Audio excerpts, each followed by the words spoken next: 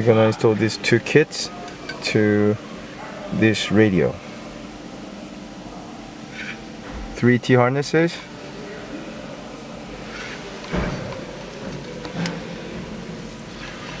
So we'll remove the radio. To save time, we've done it already. We'll simply unplug the factory plugs. There are 3 of them that you unplug. Get them out of the way. And then we'll plug in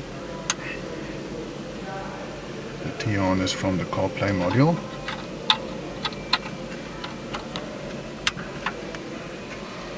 There's a third one. Okay, and then we'll simply plug in the car side like that. Like that. No. And now your installation is done. Oh. So we'll just take out all the wires out of the way. Put the radio back.